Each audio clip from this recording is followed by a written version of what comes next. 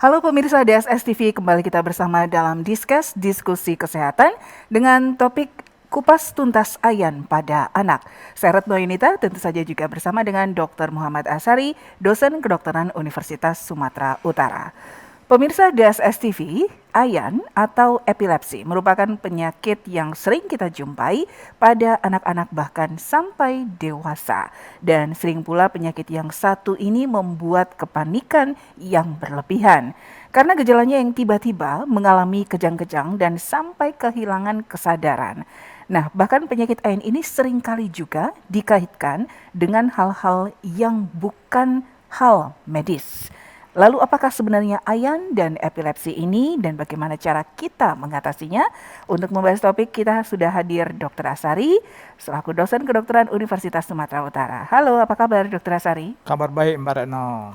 Oke, dokter, hari ini topik bahasan kita itu adalah kupas tuntas ayan pada anak ya. Ya. Ini juga menarik sekali dok, kalau tadi memang gejalanya tuh yang sering kita jumpai itu pasti kejang-kejang gitu ya dok ya. Tapi mungkin dokter bisa menjelaskan sebenarnya itu ayan atau epilepsi itu apa dokter? Oke ya pemirsa DSS, jadi bahwa epilepsi itu berasal dari bahasa Yunani kuno. Artinya itu ya menguasai. Ya, epilepsi itu artinya menguasai atau arti lainnya menimpa. Jadi seolah-olah dia orang yang atau si penderita epilepsi atau ayan ini seolah-olah sedang dikuasai oleh makhluk asing, ya, atau dia ditimpa sesuatu sampai dia sulit bergerak. Padahal tidak. Itu adalah kejang. Ya, kejang ya itu adalah sekelompok gangguan jaringan saraf di otak pasien yang bersifat jangka panjang, yang ciri-cirinya ditandai dengan serangan epileptik atau adanya kejang-kejang secara umum. Jadi ada kejang yang sebentar aja, nanti ada kejang yang panjang sekali, besar. Itu namanya epilepsi ini dibagi lagi, ada grand mal epilepsi, ada yang petit mal epilepsi. Itu apa tuh dok? Petit ini biasanya serangan ini kejangnya sebentar aja, petit. Yang grand mal itu besar, kejang-kejang lama, 10 menit ada itu. Kalau yang sebentar itu hitungan detik begitu? Ya, hitungan berapa detik aja, menit atau 10 detik, dia terdiam, terus sadar lagi seperti itu. Nah, mana yang lebih mudah diobati? Yang petit mal tadi. Yang sebentar. Yang sebentar. Yang grand mal itu tadi itu agak sulit tapi bisa diatasi. Oke, berarti artinya bahwa itu sebenarnya mitos ya, kalau ada rumor yang berkembang di masyarakat bahwa epilepsi atau ayan ini adalah penyakit yang bisa dibilang karena guna-guna atau mistis begitu dok. Oke, ya kita luruskan ya bahwa epilepsi atau ayan itu bukanlah penyakit akibat mistis atau makhluk halus. Ini murni adalah jaringan otak, ya, di jaringan otak kejadiannya. Jadi diteliti oleh para ahli bahwa sesungguhnya otak kita itu ada dua, otak kiri, otak kanan, yang mana di tengah-tengah itu ada penghubungnya. Penghubungnya inilah sering terjadi hubungan listrik untuk mengantarkan pesan dari otak kanan ke otak kiri, dari otak kiri ke otak kanan. Ya, pesan ini ada artinya, yaitu pesan bergerak, atau pesan diam aja, atau pesan postur, ya, atau pesan yang lain ya, untuk berpikir. Nah, suatu saat ya ada gangguan di salah satu otak kita, ya, pesan itu dalam bentuk badai listrik. Ya, badai listrik inilah yang membuat pesan itu tidak sempurna yang diterima oleh anggota-anggota gerak. Jadi ada bentuknya macam gerakan yang tidak teratur, itulah kejang tadi. Gerakan tak teratur, selama bisa mungkin berapa detik sampai beberapa menit. Itu yang disebut dengan epilepsi atau dikuasai atau. Baik dok, selain gejalanya tadi adalah kejang begitu ya dok ya. Gejala lain yang biasanya dirasakan atau dialami oleh penderita epilepsi ini apa dok? Gejalanya? Kalau kita tanya gejala seorang penderita epilepsi ini kayak orang normal aja, dia nggak ada masalah.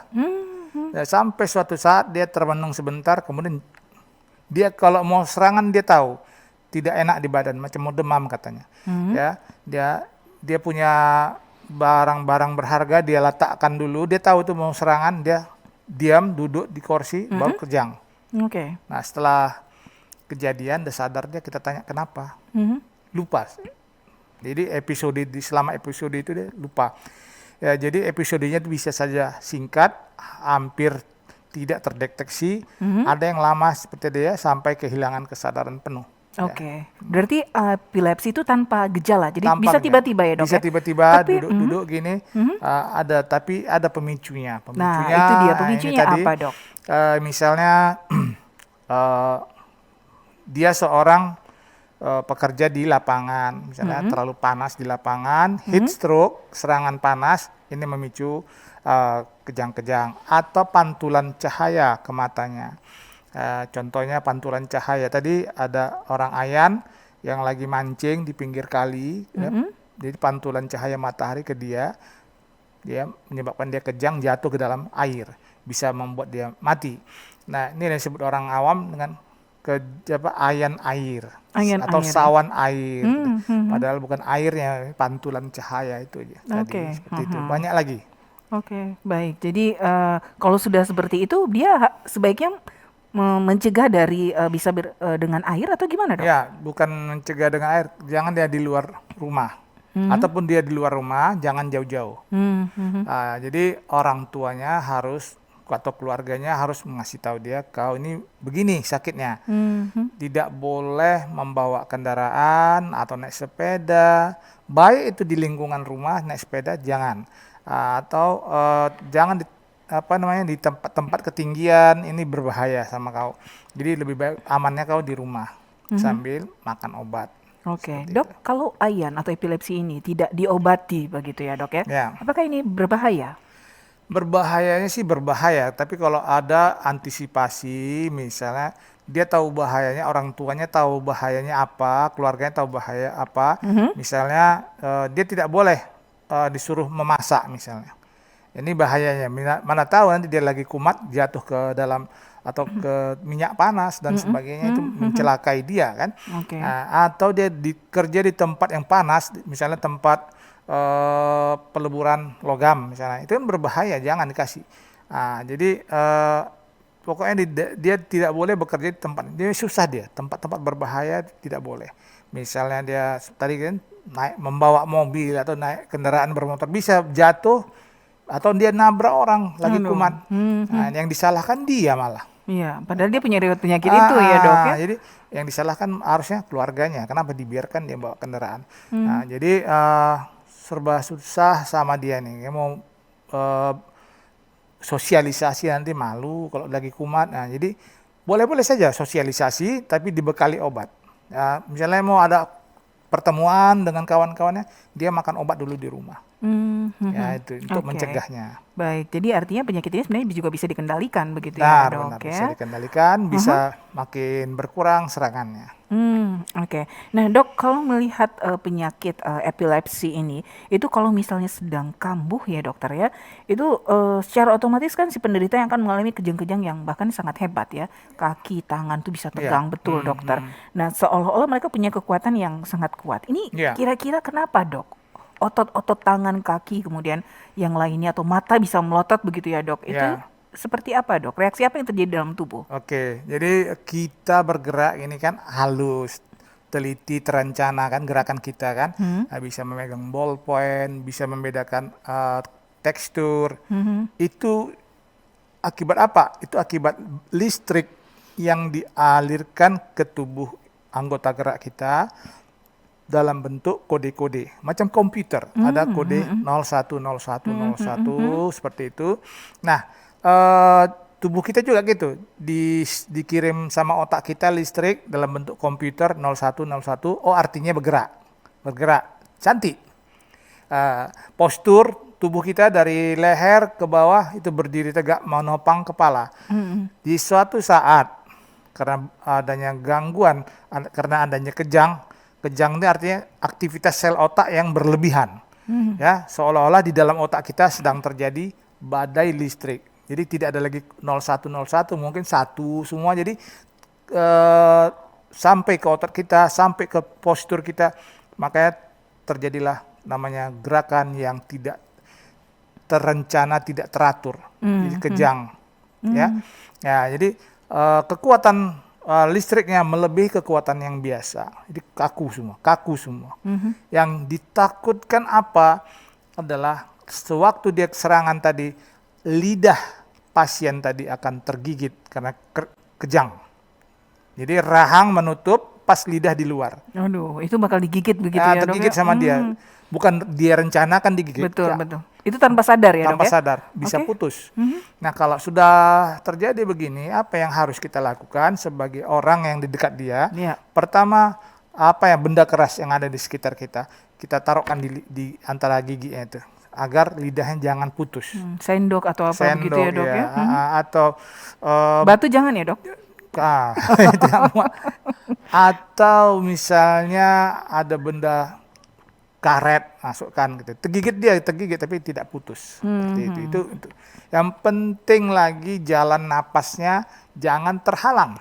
Oh, jadi posisi pada saat dia lagi kambuh begitu ya, Dok ya? Sebaiknya posisinya seperti apa, Dok?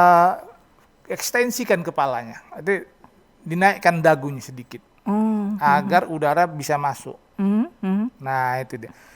Kalau udara terlambat 3 menit saja, ini berbahaya sekali, bisa menyebabkan dia pingsan dan koma. Karena otak kekurangan oksigen. Jadi itu kita harus tahu bahwa ini segera dilakukan pertolongan pertama. Pertama, buka pakaiannya, longgarkan pakaiannya, kakinya tinggikan, kepala rendahkan, dan biarkan udara masuk. Dipegangi dia, pegangi aja. Ya, jadi kepala miringkan ke salah satu sisi agar air liurnya jangan terhirup kembali ke paru-paru. Ini bahaya. Oke, baik. Jadi kita tidak bisa sepele juga dengan penyakit epilepsi karena bisa berakhir pada kematian juga begitu ya, Dok ya. Nah, ada orang awam mengatakan beda antara ayan dan epilepsi. Ayan ini disebabkan oleh setan katanya. Epilepsi itu medis, masalah medis. Salah. Ayan adalah masalah penyebutan saja. Bahasa resmi medisnya adalah epilepsi. Sama itu. Oke, baik, dokter sudah menjelaskan tadi bagaimana atau langkah apa yang akan dilakukan. Pertama ya, untuk menolong penderita epilepsi ataupun ayan ketika kita memang berada di dekat dengan mereka. Kita masih akan lanjutkan kembali diskusi kesehatan dengan topik kupas tuntas ayan pada anak. Tetap bersama kami.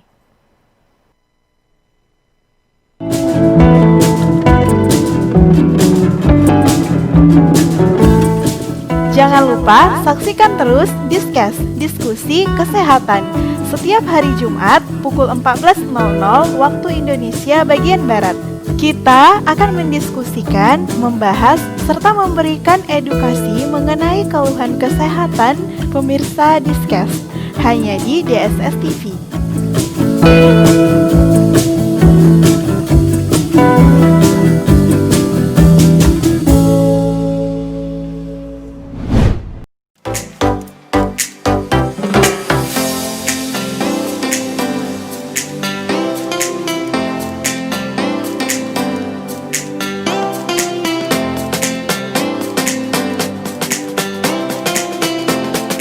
Halo pemirsa Kuliner Keliling. Kuliner Keliling siap untuk mencari dan memperkenalkan berbagai kuliner daerah dengan berbagai cita rasa yang akan menggugah selera pemirsa Kuliner Keliling. Jangan lupa ya untuk saksikan terus program acara kami Kuliner Keliling setiap hari Kamis pukul 17.00 waktu Indonesia bagian Barat, hanya di DSS TV.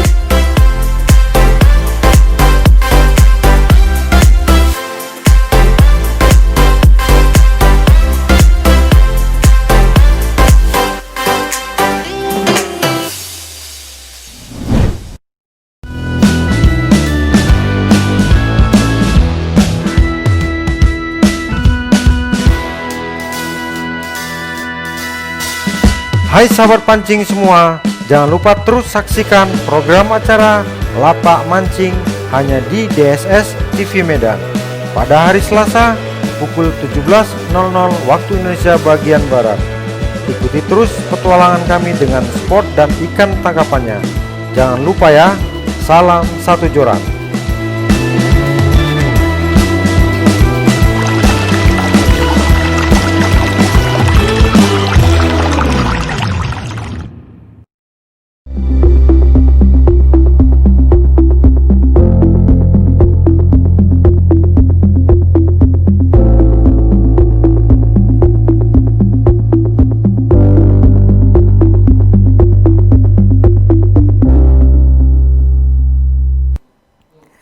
Baik, pemirsa DSS TV, kita lanjutkan kembali diskusi kesehatan dengan topik kupas tuntas ayan pada anak. Dan jangan lupa untuk pemirsa Discuss yang ingin bertanya mengenai kesehatan serta edukasi tentang kesehatan, itu boleh melalui WhatsApp kita di 0811 6106 676 serta di kolom komentar DM Instagram DSS TV, atau juga Anda boleh bertanya dalam komentar channel YouTube kita DSS TV. Kita akan bahas setiap pertanyaan melalui WhatsApp, IG, dan juga YouTube dari pemirsa Discuss. Tunggu apa lagi? Ayo diskusi kesehatan bersama kami, pastinya akan dikupas tuntas dan sudah bisa diajukan pertanyaan dari sekarang. Hari Jumat akan kita tayangkan hanya di channel YouTube DSS TV. Oke, baik dokter, kita lanjutkan kembali. Ini masih penasaran dokter dengan penyakit epilepsi atau ayan, yang ini juga sebenarnya angkanya cukup banyak juga dok di Indonesia. Oke, berdasarkan data dari WHO ya, ada 65 juta orang menderita epilepsi di seluruh dunia. 80%-nya muncul di negara berkembang dan termasuk di Indonesia sekitar 2 juta orang kasusnya di Indonesia ya. Jadi ini masalah ini kenapa bisa sampai gini? Yang ditakutkan bukan angkanya, Mbak. Ditakutkan adalah cara penolongan pertama itu tadi, supaya tidak cedera. Kadang-kadang dia nggak sadar, jatuh sendiri, terantuk kepalanya ke lantai. Betul. Ya ini yang membuat dia cedera, lahirlah penyakit yang baru akibat cedera kepala tadi. Atau dia sedang di pinggir jalan menunggu bus, kumat, ya jatuh, ditabrak kendaraan. Aduh. Nah, ini dia. Atau dia di pinggir sungai sedang wisata jatuh. Nah, seperti itu. Cara penolongannya ini harusnya ada edukasi dari negara kepada penduduknya. Kalau Anda menjumpai seperti ini, jangan panik. Ini tidak begini, bikin begini. Nah, jadi agar si masyarakat itu dia tidak merasa diteror. Nanti aku tolong ini dia mati, aku dimasukin penjara. Betul, dok. Nah itu yang ditakutkan masyarakat, bukan dia nggak mau nolong, mau, tapi nanti akhirnya ujung-ujungnya dia yang dituduh. Betul. Nah, jadi orang masa bodoh aja, udah jatuh, ya udah. Sama ketika melihat tabrakan gitu ya dok ya, orang cuma melihat, takutnya nanti kalau dibantu. Iya, siapa saksi katanya. Nah, saya Pak, oh iya ke kantor ya, itu nggak suka orang, ke kantor itu tadi. Udahlah, kalau dia ada yang nolong, dia kan terima kasih ya, Anda sudah menolongnya begini, dapat penghargaan malah lagi, harusnya seperti itu. Oke, jadi pertolongan pertama tadi yang dilakukan tadi seperti dokter sebutkan ya, longgarkan bajunya. Mencegah cedera lebih lanjut. Baik. Oke, nah dokter, penyakit ayan atau epilepsi ini sebenarnya menular nggak sih dok? Atau apakah ini juga penyakit turunan dokter? Oke, kita mulai dari penyakit turunan ya. Jadi ada keluarga epilepsi, ayahnya penderita, ibunya penderita, anaknya normal semua. Ya ada anak tiga normal. Jadi artinya bahwa penyakit ini tidak diturunkan. Berarti juga bukan penyakit kutukan ya dok? Bukan. Jadi kalau ada yang bilang ini penyakit kutukan, penyakit gaib begini, jangan, itu salah. Kasihan, itu penyakit murni dari sistem saraf pusatnya sendiri ada masalah. Mungkin dulu waktu dia lahir ditolong dengan cara vakum. Ditarik ya dok ya. Nggak maju-maju persalinan oleh dokternya, di vakum. Ini mencetuskan epilepsi ya. Jadi organ yang baru cedera atau sembuh satu lokal aja, sedikit aja, ini mencetuskan aliran listrik sendiri. Itu nih mengacu. Jadi kacau aliran kayak listrik. Kayak korslet gitu dong? Kata orang awam korslet. Ya itulah. Iyakan aja dulu. Ya jadi dia meloncat sendiri tanpa diperintah listriknya dengan listrik yang normal. Jadi tubuh kita bingung mana yang mau diikuti ini. Ya, jadi apa yang mau diikuti? Kedua, kenapa dia bisa begini? Diteliti, dia sudah dewasa tapi kena epilepsi. Dulu kecil dia nggak gini kata orang tuanya.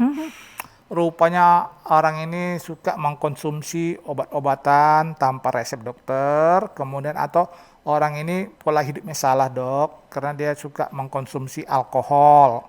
Salah satunya alkohol. Kemudian dia pernah cedera otak dulu, tabrakan, udah sembuh tapi jadi kayak gini. Nah, bisa disembuhkan dok. Obatnya belum ada tapi bisa dijarangkan serangan-serangannya ini. Asal dia mau atau patuh berobat, ya kontrol teratur selama dia sakit, itu bisa dihilangkan. Terus menular nggak nih air liurnya? Karena ada orang ayan kan air liurnya keluar, jangan disentuh nanti kena kalian menular katanya. Itu air liur yang keluar itu murni air liur, tidak ada kuman, tidak apa, jadi tidak menular.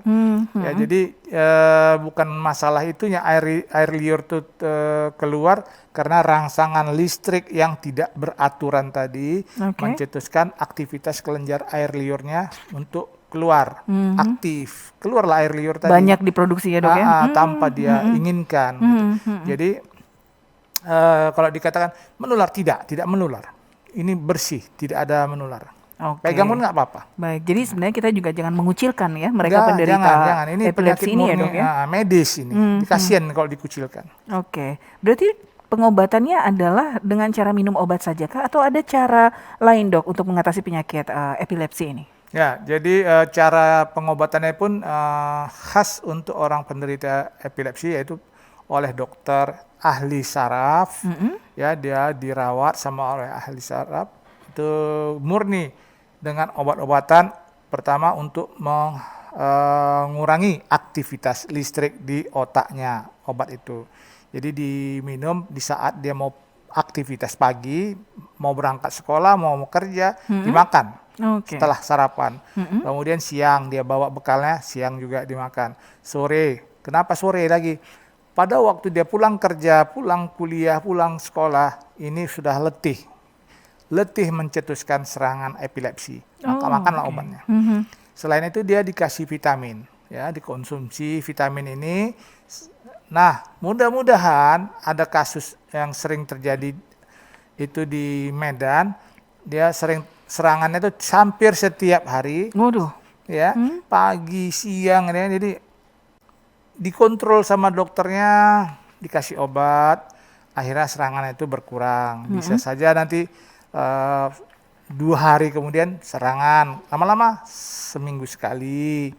Dia rajin juga, lama-lama 2 minggu sekali, lama-lama sebulan sekali baru serangan, lama-lama 6 bulan sekali, lama-lama setahun sekali baru muncul dia. Itu pun tidak parah, sebentar aja, lama-lama hilang. Berarti bisa disembuhkan, berarti ya, penyakit bisa ini sembuh total sendiri. gitu? Bisa sembuh sendiri. Namun bukan harus dilepas gitu obatnya, tetap dalam pengawasan dokter. Jadi ini juga kabar baiknya bahwa penyakit epilepsi sebenarnya bisa sembuh dari sakitnya. Iya, nggak usah takut. Kalau dulu iya, karena cara pengobatan itu atau terapinya belum semaju sekarang.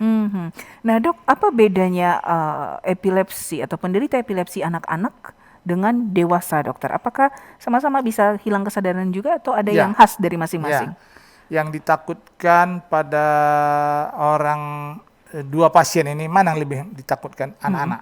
Anak-anak artinya dia masih lemah struktur anatominya.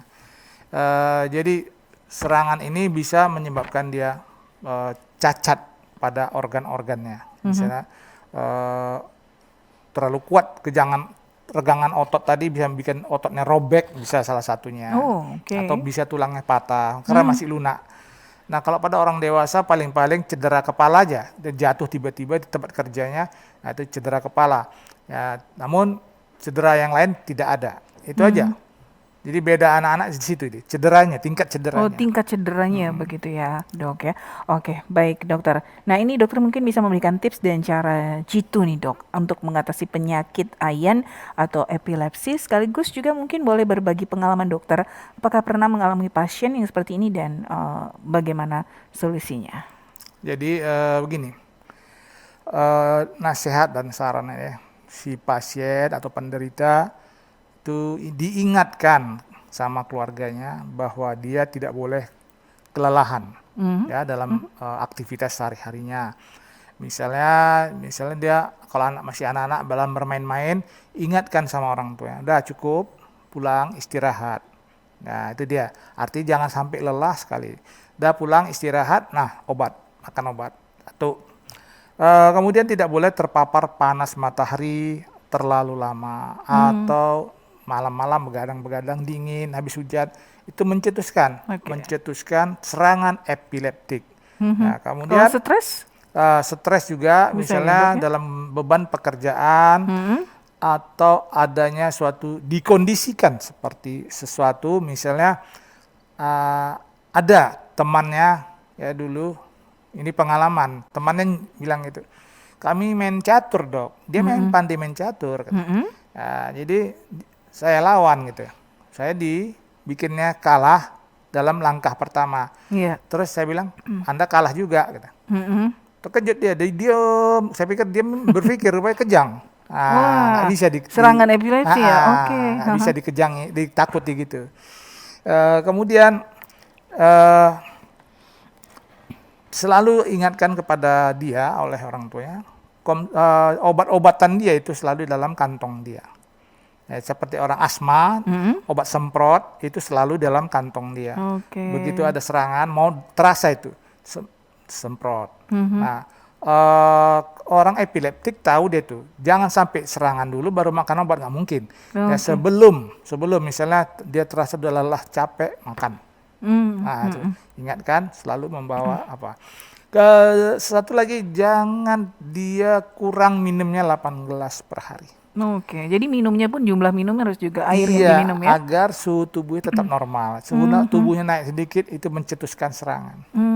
Itu mungkin agak berbeda nggak dok, kejangnya epilepsi sama kejangnya orang yang demam tinggi, dokter? Ya, seperti itu ya. Apa bedanya ya? Epilepsi dengan kejang demam pada anak-anak. Beda sekali. Di saat anak-anak sampai usia prasekolah, hati-hati seorang ibu atau orang tua, kalau anaknya demam, jangan dibiarkan, jangan diketawai. Anak mau pandai, nggak ada itu. Anak mau pandai, masih kecil. Dia mau pandai anak karena makanannya, bukan sakitnya.